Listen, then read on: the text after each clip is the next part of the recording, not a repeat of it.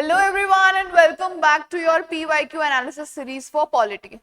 तो आपका जो मोटा मोटा सिलेबस था, ठीक है, आपका इंडियन पॉलिटी का जो पार्ट था, इंडियन पॉलिटिकल सिस्टम का जो पार्ट था, वो इन आने वाली 2 वीडियोस के बाद में कंप्लीटली कवर हो जाएगा। ठीक है, जितने भी क्वेश्चंस आपके इंडियन पॉलिटी से रिलेटेड थे 2013 से लेकर 2024 तक के, वो सब क्वेश्चंस मैंने कवर करने की कोशिश करी है इस सीरीज के अंदर। ठीक है, इसके बाद हम लोग जो राजस्थान स्पेसिफिक क्वेश्चंस हैं या जो राजस्थान बेस्ड क्वेश्चंस हैं उनके ऊपर जाने वाले हैं। ठीक है, सो ये जो आने वाली अब 2 वीडियोस होंगी उसके अंदर आपका जो इंडियन पोर्शन है, इंडियन पॉलिटी का पोर्शन कंप्लीटली कवर हो जाएगा। 2013 से लेकर अभी तक 2024 तक जितने भी आपके क्वेश्चंस पूछे गए हैं, किसके अंदर, पॉलिटी के अंदर, इंडियन पॉलिटी में, प्रीलिम्स में आपके आ रहे हैं इसके, वो सब इसमें कवर ऑलमोस्ट हो गए हैं। ठीक है, तो आज हम हमारा सेशन स्टार्ट करने से पहले let me introduce you to the topic. आपका टॉपिक क्या है? Indian political system. जो भी अब आपके रिमेनिंग चीजें रही हैं, आपका फेडरलिज्म रहा है, आप देखो सिलेबस के हिसाब से चल रहे हैं हम कोई भी इधर उधर की बात नहीं कर रहे हैं। We are sticking to the syllabus. Why? Because syllabus is our what? Is our Bible to this exam. तो हम सिलेबस के अकॉर्डिंग चल रहे हैं। सिलेबस के हमने बहुत सारे टॉपिक्स कवर कर लिए हैं। ठीक है, बाकी के टॉपिक्स हम आगे कवर करने वाले हैं। So we are moving according to the syllabus. ठीक है, सो जो भी रीऑर्गेनाइजेशन वगैरह हुआ है सब कुछ इसके अंदर हम लोग कवर कर रहे हैं। आज का हमारा पहला क्वेश्चन देखते हैं। चलो, आज का हमारा पहला क्वेश्चन है ये 2023 का क्वेश्चन है गाइस। देखते हैं क्या क्वेश्चन है। Which one of the following commission did recommend? क्या बोल रहा है? Did recommend मतलब किसने recommend किया है। ठीक है, did recommend the establishment of an inter-government council in place of what? Interstate council। क्या बोल रहा है ये? Inter-government council in place of what? Interstate council। आपको पता है हमारे interstate councils हैं। ठीक है, तो क्वेश्चन आपसे क्या पूछ रहा है कि कौन सी कमीशन ने ये सजेस्ट किया था, ये रेकमेंड किया था कि इंटर स्टेट काउंसिल्स की जगह हम क्या रखें?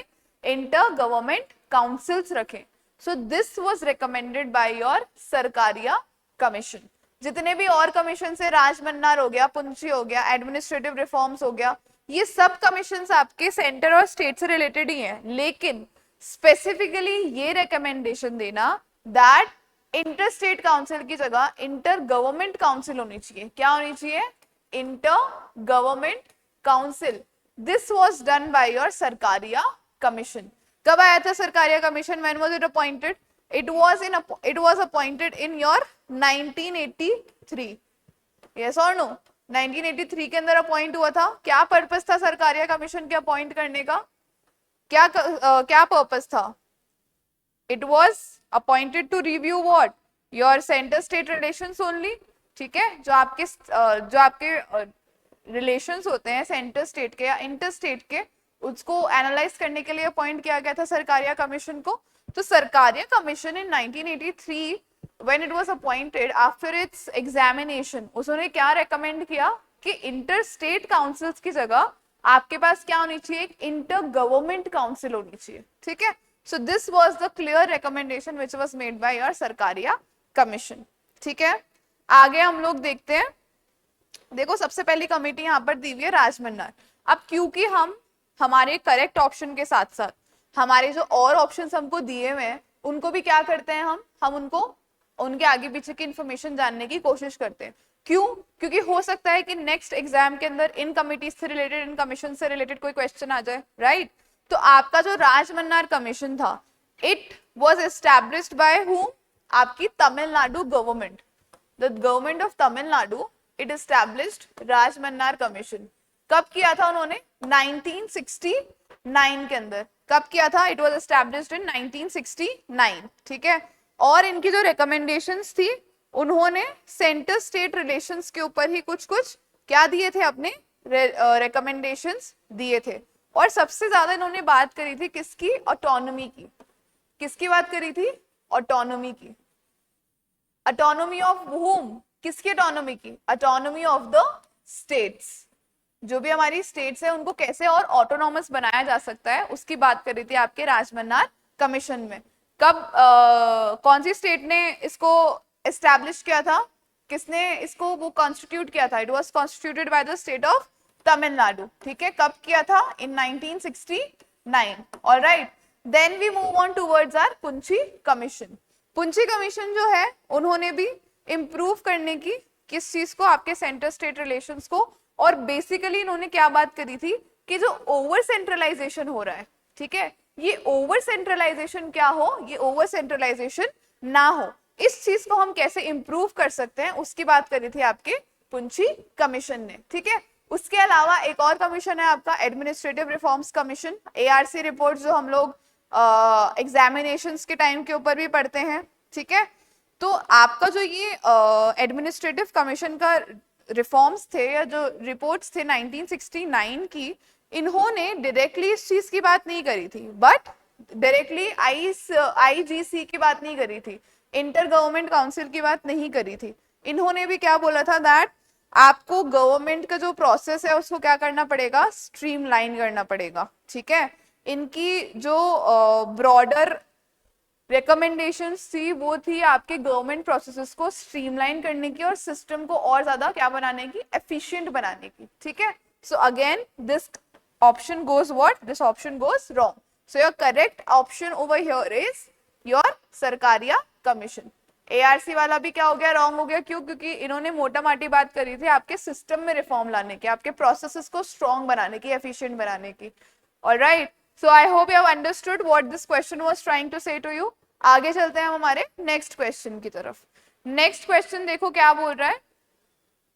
Next question is saying that which of the following scheme is associated with slogan कोई भूखा ना सोए।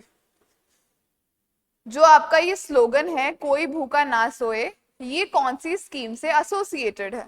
कब का क्वेश्चन है? आपके 2023 का क्वेश्चन है, ठीक है। भूखा ना सोए किससे रिलेटेड है आपकी? देखो कौन सा सबसे ज्यादा आपको वो लग रहा है?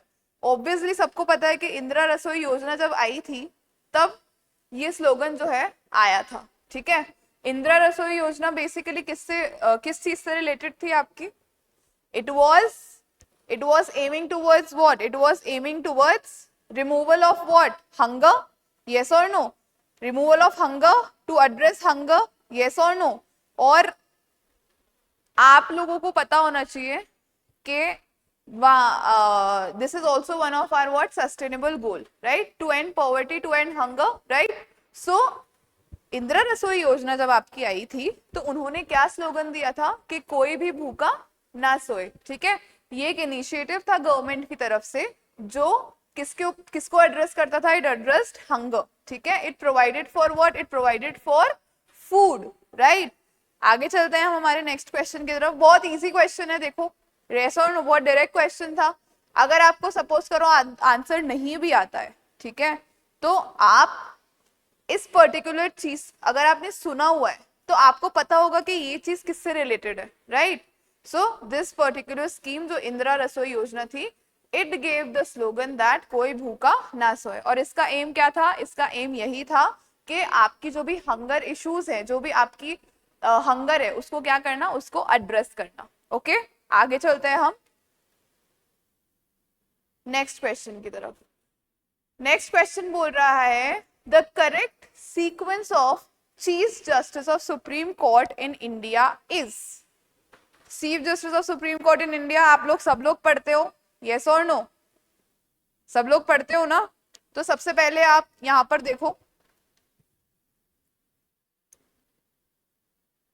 ये डी है, ओके। एग्जाम के अंदर अगर आपको फैक्चुअल जो क्वेश्चंस हैं उनको टेकल करना है, ठीक है, तो आपको एक क्रोनोलॉजिकल ऑर्डर पढ़ना होता है। एक तो चीफ जस्टिस ऑफ इंडिया हो गए आपके, इलेक्शन कमिश्नर्स हो गए आपके, ठीक है, आपके स्टेट ह्यूमन राइट्स कमीशन के जो कमिश्नर्स वो हो गए आपके चेयरपर्सन्स, ठीक है, चेयरमैन। उसके अलावा आपके जो भी प्रेसिडेंट्स हुए हैं, आपके जो भी प्राइम मिनिस्टर्स हुए हैं, ओके, आपके ये सब चीजें आप लोगों को पढ़नी है। Chronological order is very important क्योंकि आरपीएससी डायरेक्ट आपसे फैक्ट पूछ लेगा, जैसे अभी यहाँ पर पूछ लिया कि करेक्ट सीक्वेंस क्या है, राइट। तो आपका जो करेक्ट सीक्वेंस कौन होगा? इट वाज कौन से हैं सबसे, देखो, H L. Dattu, T S. Thakur, Jagdish Singh Khehar, B P Sinha, P B Gajendragadkar, S R. Das, Rajan Gogoi, N V. Raman, Deepak Mishra, K G. Balakrishnan, S H. Kapadia and H L. Dattu. बताओ क्या होगा इसका सही, बताओ भाई।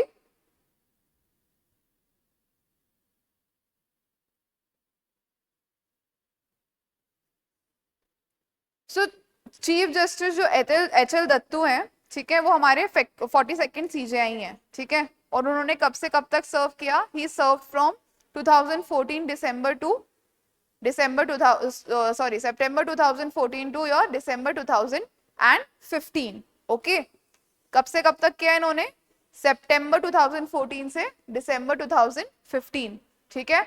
उसके बाद में देखो टी.एस. ठाकुर अगेन 43rd थे ये, 2015 से इन्होंने कब तक किया, पहले एच.एल. दत्तू का मैंने अभी बताया आपको, सितंबर 2014 से दिसंबर 2015 तक, ठीक है। टी.एस. ठाकुर ने दिसंबर 2015 से आपके कब तक किया, 2017 तक किया, ठीक है। He was the CJI till January 2017. Okay. Then Jagdish Singh Khekar from Jan 2017 to he was only there in 2017 itself. Jan से लेकर इन्होंने अगस्त तक कब अपना पीरियड सर्व किया था। All right. So correct sequence देखो यही हो सकता है, यही है इनफैक्ट। सितंबर 2014 से 2015 कौन थे आपके, H L. Dattu. Then T S. Thakur was from December 2015 to 2017 Jan. Then again Jagdish Singh Khehar from Jan 2017 to August 2017। Factual question है, इसमें इतना कोई दिमाग लगाने की आपको जरूरत नहीं है अलग तरीके का, ठीक है। सो this is what, this is the correct answer. और जो आपके ऑप्शंस दिए हुए हैं इसमें कुछ ना कुछ आपके इनकरेक्ट होगा ही होगा, right. So you after knowing the first option only you have deciphered that you know this is the correct sequence of it. Okay, so moving on हमारे नेक्स्ट क्वेश्चन की तरफ। देखो फैक्चुअल क्वेश्चंस होते हैं ये वाले, इसमें आप जितना दिमाग लगाओगे वो अननेसेसरी होगा। क्यों, क्योंकि अगर आपके पास में आया है कि चीफ जस्टिस का आप सीक्वेंस पता करो, तो आप लोग इस चीज के नोट्स कैसे बनाओगे, आप फटाफट से जाओगे हमारे सुप्रीम कोर्ट ऑफ इंडिया की वेबसाइट के ऊपर, उसके ऊपर एक क्रोनोलॉजिकल ऑर्डर दिया हुआ होगा, आप उस क्रोनोलॉजिकल ऑर्डर के नोट्स बना लो या फिर उसको प्रिंट करके उसको पेस्ट कर लो कहीं पर भी आपकी स्टडी टेबल के ऊपर, स्टडी टेबल के सामने या कहीं पे भी जहां पर आपकी नजर उसके ऊपर रोज पड़े, right. And when you are revisiting that again and again, तो आपके दिमाग में एक क्रोनोलॉजिकल ऑर्डर अपने आप सेट हो जाएगा, ठीक है। तो इन टाइप ऑफ क्वेश्चंस के लिए आपको इस तरीके से रिवीजन करना है, आपको इस तरीके से टेकल करना है, ठीक है। आगे चलते हैं हम हमारे नेक्स्ट क्वेश्चन की तरफ। नेक्स्ट क्वेश्चन देखो क्या बोल रहा है। Next question is saying that in which country the concept of public interest litigation was originated। इस तरीके के कॉन्सेप्ट्स, ठीक है, जिसके अंदर आपके जो राइट्स है उनको बहुत ज्यादा महत्व दिया जाता है या उनको बहुत ज्यादा हाईलाइट किया जाता है, तो इस तरीके के जो प्रोसेसेस होते हैं वो मोस्टली कहां पर होते हैं आपके originate, United States of America के अंदर। फंडामेंटल राइट्स भी हमने वहीं से बोरो किए थे हमारे, right. So these kind of concepts where the judiciary is shown what, is shown strong, okay, जहां पर जुडिशरी की स्ट्रेंथ को दिखाया जाता है, that those particular provisions are often originating in what, in your United States of America, ठीक है। Public interest litigation क्या होता है, पब्लिक इंटरेस्ट लिटिगेशन के ऊपर एक पूरा वीडियो बना हुआ है, आप हमारे चैनल पे जाकर देखेंगे तो आपको वो वीडियो देखने को मिलेगा। तो पब्लिक इंटरेस्ट लिटिगेशन बेसिकली क्या होता है कि अगर मेरे साथ कुछ अन्याय हुआ है, ठीक है, लेकिन मेरे पास में इतनी जानकारी नहीं है, मैं इतनी अवेयर नहीं हूं, मैं इतनी एजुकेटेड नहीं हूं कि मैं अपने लिए क्या उठा सकूं, कोर्ट में आवाज उठा सकूं। तो कोई भी इंसान जो कि क्या है, जो कि मेरी तरफ सेंसिटिव है, जो कि सेंसिबल है, जो कि सोशल एक्टिविस्ट है, वो मेरे लिए आवाज उठा सकता है, ठीक है। सो this is the concept of public interest litigation, कि अगर जनहित के अंदर कोई चीज गलत हो रही है तो उसके खिलाफ आवाज उठाई जा सकती है, उसके खिलाफ एक पिटीशन आप दायर कर सकते हो, कहां पर, अपने कोर्ट के अंदर, ठीक है। सो this is your public interest litigation. इसका एक बहुत डिटेल्ड वीडियो हमने बना रखा है हमारे चैनल के ऊपर, अगर आप जाओगे तो आपको देखने को मिलेगा। क्वेश्चन देखो 2018 का है, इस तरीके के क्वेश्चंस आते रहते हैं आपके, और ऐसे आपके नो योर कॉन्स्टिट्यूशन के मैंने बहुत सारे वीडियोस बना रखे हैं, आप लोग जाके वो वीडियोस देख सकते हैं, आपकी जो नॉलेज बेस है उसको बढ़ाने के लिए भी, और आपके जो सिलेबस है उसको कॉम्प्लीमेंट करने के लिए भी, ठीक है। आगे चलते हैं हम। आपको ये क्वेश्चन आई होप समझ में आया होगा।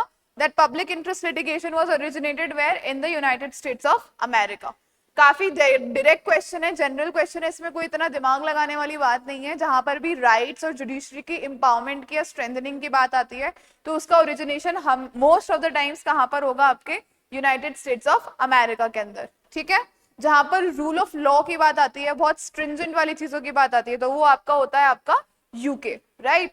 आगे चलते हैं हम हमारे नेक्स्ट क्वेश्चन की तरफ। देखो नेक्स्ट क्वेश्चन क्या बोल रहा है, Which of the following judges of Supreme Court of India has not worked in Rajasthan High Court as judge? कौन से इनमें से जो सुप्रीम कोर्ट ऑफ इंडिया के जजेस रहे हैं उन्होंने हमारे राजस्थान हाई कोर्ट में एज अ जज काम नहीं किया है? सबसे पहला क्या है, जस्टिस एन.एम. कासलीवाल। जस्टिस एन.एम. कासलीवाल का आपने राजस्थान हाई कोर्ट के अंदर नाम सुना होगा। He was a judge in your Rajasthan High Court, right? So Justice N.M. Kasliwal, he was there as the Rajasthan High Court judge, and then later on he was elevated to your Supreme Court of India. ठीक है? Then moving on, Justice B.S. Chauhan. Again Justice B.S. Chauhan, he was there in the Rajasthan High Court and he was later elevated to your Supreme Court of India. Then Justice A.K. Mathur. अब A.K. Mathur जी का नाम आपने सुना तो होगा as a जज, and later on he also became what, he also became the chief justice of Rajasthan. Yes or no? He also became the chief justice of Rajasthan high court, right.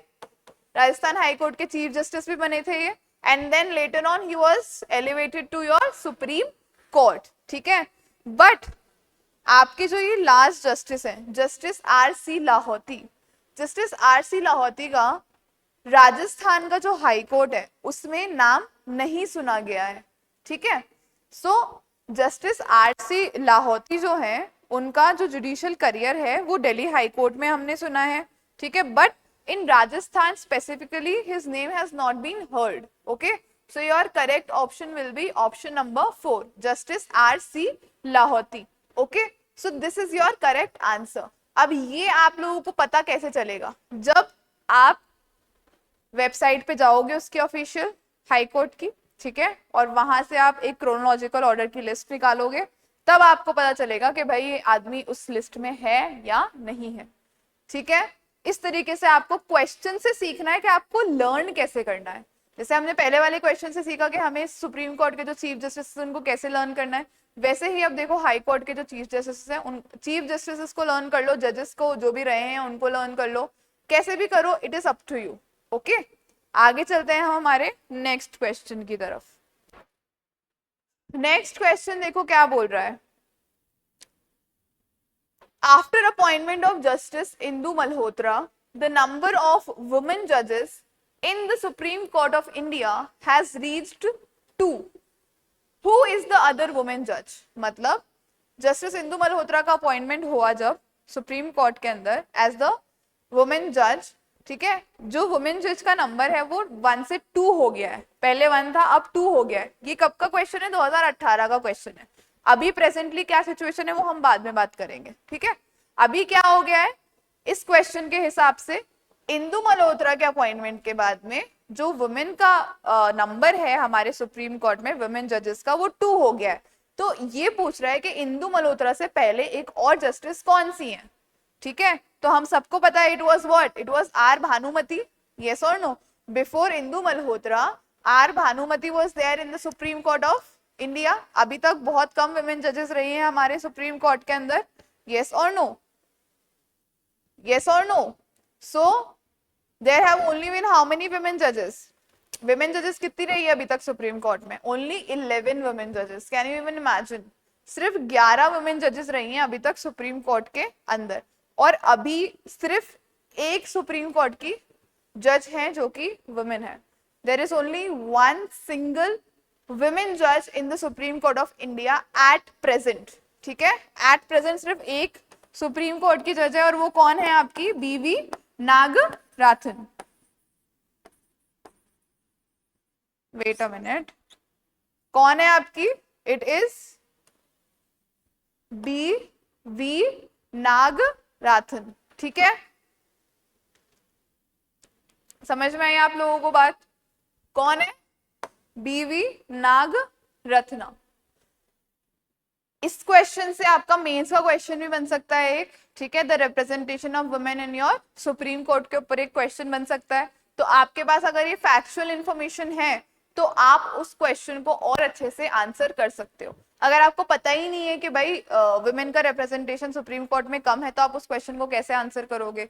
अभी का हमने देखो 2018 की सिचुएशन देखी, ठीक है, अभी हमने प्रेजेंट सिचुएशन देख ली कि अभी प्रेजेंटली कौन है हमारे सुप्रीम कोर्ट के अंदर जज, वुमेन जज। सिर्फ एक वुमेन जज है आपकी, बीवी नागरत्ना। ठीक है, समझ में आई इतनी बात आप लोगों को?